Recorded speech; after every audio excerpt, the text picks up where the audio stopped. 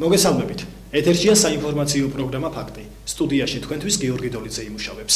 ოზურგეთის მუნიციპალიტეტის სტრატეგიული განვითარების გეგმის პრეზენტაციის შემდეგ ქალაქ უკრაინკასა და ქალაქ ოზურგეთს შორის ურთიერთთანამშრომლობის მემორანდუმს მოეწერა ხელი. ოზურგეთის მუნიციპალიტეტის ეკონომიკური და სტრატეგიული განვითარების გეგმის პრეზენტაცია ევროკავშირის პროექტის ქალაქის მდგრადი განვითარების ფარგლებში ოზურგეთის მუნიციპალიტეტის საკრებულოში მოეწყო. პროექტის მიზანი ბელორუსიის, საქართველოსა და უკრაინის პატარა ქალაქების მდგრადი განვითარების ხელშეწყობა და მათი კონკურენტუნარიანობის ამაღლებაა. ქალაქის სტრატეგიული განვითარების გეგმის პროექტი დარბაზ ოზურგეთის ახალგაზრდა მეცნიერთა კლუბის ხელმძღვანელმა მინდია სალუქვაძემ წარუდგინა. ისაუბრა ქალაქის განვითარების პრიორიტეტებზე, რომელიც მდგრად ეკონომიკურ ზრდას, საქმიანობის ხელშეწყობასა და ადგილობრივი მმართველობის გაძლიერებას ითვალისწინებს. სტრატეგიული განვითარების გეგმის შემუშავება ფართო საზოგადოების აქტუალური ჩართულობით მიმდინარეობდა და მასში საზოგადოებრივი ორგანიზაციები, ადგილობრივი თვითმმართველობის ორგანოები და მედიის წარმომადგენლები შედიოდნენ. გამოკვლეული იქნა სხვადასხვა სოციალური ჯგუფის აზრი ქალაქის განვითარების პერსპექტივებისადმი და ეს აზრი დოკუმენტის შედგენის პროცესში იქნა გათვალისწინებული. სტრატეგიული განვითარების გეგმის პრეზენტაციის შემდეგ უკრაინის ქალაქ უკრაინკას მერმა და ოზურგეთის მუნიციპალიტეტის საკრებულოს თავმჯდომარემ ალეკო მამეშვილმა ურთიერთთანამშრომლობის მემორანდუმს ხელი მოაწერეს. То, что мы сегодня подписали договор, дает перспективу двигаться к усилению дружбы, к усилению обмена. С другой стороны, опыт стратегического планирования, который мы уже имеем за плечами, который принес нам, к примеру, в Украинке увеличение за 8 лет, увеличение бюджета в 7 раз городского годового бюджета. Этот опыт, я уверен, пригодится городу, пригодится громаде, общине, для того, чтобы сделать самое главное, чего мы хотим. Мы хотим жить лучше. И это поможет жить лучше и с точки зрения экономической, и с точки зрения социальной, что очень тоже важно. თვეების განმავლობაში მზადდებოდა ქალაქ ოზურგეთის განვითარების გეგმა, სადაც კონსულტაციებს და დახმარებას გვიწევდა სწორედ ქალაქ უკრაინკის ორგანიზაცია და დღეს უკვე მოახდინეთ ამ გეგმის პრეზენტაცია. ვფიქრობ, რომ მნიშვნელოვანი ხელშეკრულება არის პირველ იმისთვის, რომ ჩვენი ერთ-ერთი სტრატეგია არის, რომ ყავდეს რაც შეიძლება მეტი მეგობარი საქართველოში და საქართველოს ფარგლებს გარეთ და ეს მეგობრობა უკვე დღეს რეალური არის და მეორე ნამდვილად აუქვთ ამ ადამიანებს ის გამოცდილება, რომელიც აუცილებლად უნდა გამოიყენოს ოზურგეთმაც. Тогда мы и оставим это в подарок.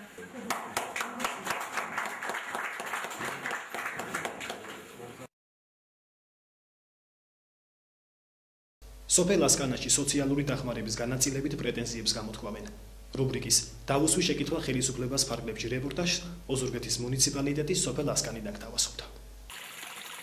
ასკანა სოფელ მთისპირის გვერდით მდებარეობს. სანახავად ლამაზი სოფელი ბოლო წლებში აშენებულმა ეკლესიამ კიდევ უფრო დაამშვენა. თუკი ადრე სოფელი კვებავდა ქალაქს, ახლა დახმარებას იქით საჭიროებს და ეს პირველ რიგში სოციალურ შევწევობაში გამოიხატება. თუმცა ამ მხრივ სახარბიელო მდგომარეობა სულაც არ არის. სოციალურზე შევიტანეთ, მაგრამ ძროხა ხავსო და ყანა ჰქონიაო და ყანაში რა მოგვაქვს იგი არიციან? არ მოგცენ სოციალურ დახმარებას. ქონდა და მოგვიხსნე. ქმარი ისა ასტმით დავარდებული.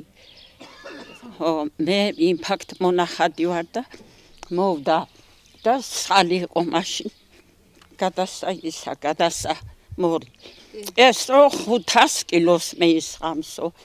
ბამბუკები და ინახა და თქვა რომ ისაო ესო ფულიაო მაგრამ რა ვაქციო არ შეგვიძლია ჩვენ პირადად არც ქმარს არც მე. ასკანის ერთ-ერთი ყველაზე მთავარი პრობლემაა წყლისა და გაზის საკითხი. ამას კი უფრო ზუსტად უწყლობა და უგზოობა ქვია. ყველაფერი პრობლემაა სოფელში, გზა არ გვარგა, წყალი არ გვაქვს. სოფლის პრობლემა მთავარი ის არის გზა ჩვენ. წყალი არის, მაგრამ იღრება გზა.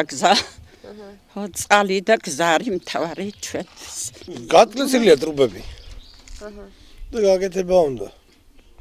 გზა გიხედავს თქვენ ზუგდიდიდან მოდიხარ და სანახავია. გზა სიმაშველია, სადაც დაზიანებულია ძალიან იგანი. ოღროჩოღროებია. როგორც ასკანის დეპუტატი ლევან ნინიძე ამბობს, პრობლემაზე მუშაობენ და იგი ერთბაშად ვერა, მაგრამ ეტაპობრივად მაინც მოგვარდება. ფაქტიურად თავიდან დასაწყებია თითქმის ყველაფერი, იმიტომ რომ ეს წყალსადენი, რომელიც ჩვენა გვაქვს, 40 წელზე მეტია უკვე და ამორტიზირებულია ფაქტიურად, ხო. იქ მილების შესაძლებელია და სხვა ასეთი და რაც შეეხება გზას, ეს ფაქტიურად ეტაპობრივად ყოველთვის ზიანდება. თუ ერთი გამოსავალი არის ასფალტირებული გზა, მაგრამ ეს ცოტა ძვირი სიამოვნებაა და ამას უფრო დიდი სახსრები ჭირდება. სახსრები, რომლებიც გამოყოფილი გვაქვს, არ ვიცი ახლა როგორ ეყოფა ყოველ შემთხვევაში ამ საქმეს, მაგრამ ნაწილობრივ მაინც გაკეთება ამ თანხებით 28-29,000 ლარი აქვს გამოყოფილი. ერთ-ერთი მნიშვნელოვანი საკითხი დასაქმება, რომელიც სოფელში ფაქტიურად არ არსებობს. ვინაა დასაქმებული? ჩემს ოჯახში 6 სული ვართ. მე ახლა ჩვენ 2 მოხუცებული ვართ, მარტო პენსიაზე ვართ. შვილი მუშაობდა, მაგრამ დაანება თავი, აღარ შეძლო, იგი აქვს საოპერაციოა. დისკოზი აქვს და საოპერაციოა. ვერ შეძლო მუშაობა და დაანება თავი. და ვართ მარტო პენსიაზე. ახლა სოფელში აღარავინ არ იცის რომ თქვა და ყველა გაქცევაზეა. მოხუცებს აღარ შეუძლია როდი არაფერი და ახალგაზრდობა აღარ იმაშობა აგანი აღარ იცის. ძალიან სუსტია თანხების მოძიება, როცა მიწა დამუშავებას და თესვას ითხოვს. ფული რო გადვიხადო ხუნათესაში, იგი რა ქვია, მე სასუქით ვერ ვიყიდე, ვერაფერი აღარ მოგვაქვს. შორია ჩვენი ყანები, ნაგომარში გვაქვს ყანები. და შორია და ვერ მოგვაქვს იქიდან სიმინდი და ვართ ცარიელი. სოფელში ყველა ისე ებრძვის მიწასა და ცხოვრებას, როგორც ძალუძს, მაგრამ დროული შეშველება რომ სჭირდება, ესეც ფაქტია. ქვეყნის მასშტაბით ტუბერკულოზთან ბრძოლის ახალი პროგრამა იწყება. პროგრამა 4 წლიანია და მას USAID ახორციელებს. პროგრამას, რომლის მიზანით საქართველოში ტუბერკულოზის შემთხვევებისა და სამედიცინო მომსახურების ხარისხის გაუმჯობესება ამერიკის მთავრობა 4 მილიონი დოლარით დააფინანსებს.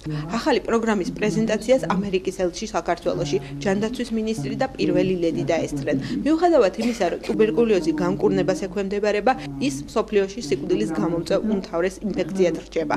პროგრამის მიზანი 2015 წლისთვის დაავადების შემთხვევათა 70%-ით გამოვლენა და მათი 85%-ით განკურნება. დღეს მონაცემებით საქართველოში 6000-ზე მეტი ტუბერკულოზით დაავადებული ადამიანია რეგისტრირებული. პროგრამა 4 წლიანია და მას USAID განახორციელებს. ძალიან მნიშვნელოვანი არის საერთაშორისო პარტნიორების ჩართვა, მოგეხსენებათ ამ სფეროში მუშაობს გლობალური ფონდი და ახლა საერთო ძალისხმევას შემოუერთდა ამერიკის განვითარების სააგენტო USAID, რომელიც მნიშვნელოვან თანხებს დახარჯავს ამ სფეროში და ჩვენთვის ეს მხოლოდ მისასალმებელია, იმიტომ რომ ტუბერკულოზი ძალიან დიდი პრობლემა არის ბევრ ქვეყანაში. პარტნიორები და განხორციელებელი ამ პროგრამისა იქნებიან ის სპეციალისტები, რომლებსაც აქვს ძალიან კარგი გამოცდილება როგორც პრევენციის, ისე მკურნალობის სფეროში და ჩვენ იმედი გვაქვს, რომ ამ მიმართულებით ჩვენი ნაბიჯები კიდევ უფრო ქმედითი და პოზიტიური იქნება. დღეს ჩვენ ვაცხადებთ ახალი პროგრამის დასყიდვას, რომლის მეშვეობითაც გავაუმჯობესებთ საქართველოს მთავრობის შესაძლებლობას და მის უნარს გაუმკლავდეს ტუბერკულოზის ინფექციას. წლების განმავლობაში შესანიშნავი პარტნიორობა ჩამოგვიყალიბდა საქართველოს მთავრობასთან. ამ მხრივ წლების განმავლობაში დახარჯულია 7 მილიონი დოლარი, რომლის მეშვეობითაც გახდა შესაძლებელი საქართველოს მთავრობის შესაძლებლობების განვითარება ამ დაავადებასთან გამკლავების კუთხით. ტუბერკულოზი არის საზოგადოებრივი ჯანმრთელობის კუთხით ერთ-ერთი მნიშვნელოვანი საკითხი საქართველოში. შესაბამისად, როგორც სახელმწიფო, ასევე საერთაშორისო ორგანიზაციების ძალისხმევა მიმართულია ამ პრობლემის საწინააღმდეგოდ. შესაბამისად, ამერიკის შეერთებული შტატების განვითარების სააგენტოს ეს პროექტი მხარს უჭერს სახელმწიფო ინიციატივებს ტუბერკულოზის ადრეული გამოვლენის და მისი პრევენციის მიმართულებით. ამ დღეებში მიმდინარე გამწვანების აქციას მოსწავლე ახალგაზრდობის სახლით შეუერთდა. სახლის აღსაზრდელებმა პედაგოგებთან ერთად შენობის წინა ფასადის გალამაზებაზე ისრუნეს. აქციის მიზანი შენობის წინა ფასადის გალამაზება იყო. მასში მონაწილეობა მოსწავლე ახალგაზრდობის სახლის, ტურიზმის, მუსიკალური, თეატრალური, ფოტომოყვარულთა წრეების მოსწავლეებმა და თანამშრომლებმა მიიღეს. შენობის წინ ნარცისები და ბზა დაირგო. მოსწავლე ახალგაზრდობის სახლის სულ რამდენიმე თვეა, რაც ახალ შენობაში გადმოვიდა. პედაგოგები ცდილობენ ბავშვების განწყობის ამაღლებაზე იზრუნონ და მათის გარემოში აყვარონ, რომელშიც მოღვაწეობა უწევთ. მოსწავლეები მსგავსი ტიპის აქციებს მიესალმებიან და სრული აქვთ მათში მონაწილეობა სამომავლოდაც მიიღონ. ლამაზდება ჩვენი მოსწავლე ახალგაზრდობა, მე დიდი მოხარული ვარ მისათვის, მომხედავთ. ძალიან ლამაზია, მასწავლებელი გვეხმარებოდა და იმედია მსგავსი აქციები ყველგან ჩატარდება.